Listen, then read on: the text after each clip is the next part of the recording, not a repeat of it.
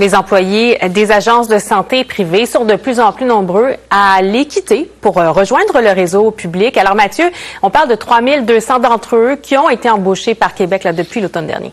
Et qui sont de retour donc dans le réseau public. On sait, Lisa, il y a environ 10 000 de ces travailleurs-travailleuses, préposés aux bénéficiaires, infirmières, qui travaillent dans les agences privées. Le gouvernement du Québec s'est donné comme objectif de ne plus avoir recours à cette main-d'œuvre indépendante sur la grandeur du territoire d'ici 2026.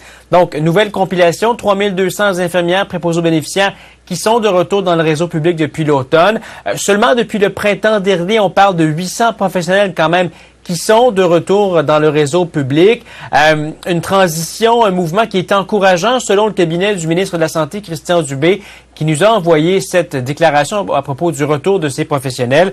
Nous sommes parvenus à des avancées importantes avec le Front commun et on voit leur impact sur le retour des préposés aux bénéficiaires et des infirmières qui reviennent massivement dans le réseau parce que c'est vrai, il y a des dispositions dans les nouvelles conventions collectives qui, disons, facilitaient la reconnaissance de l'ancienneté de celles qui partaient du privé pour revenir vers le public.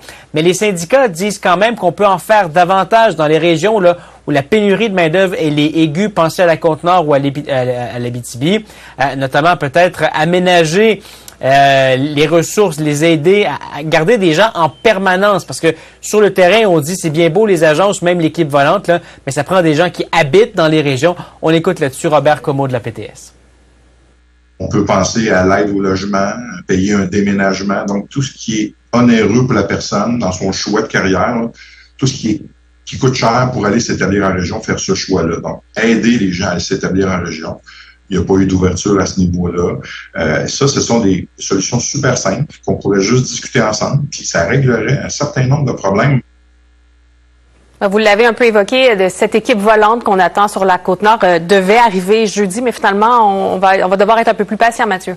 Voilà, des gens qui étaient attendus vraiment de pied ferme là, sur le terrain, sur la Côte-Nord. On les avait promis dès le 20 juin. Or, la presse nous apprend, puis Radio-Canada est en mesure de confirmer là, que l'équipe volante ne sera pas là avant quelques jours après, autour de la Saint-Jean du 24.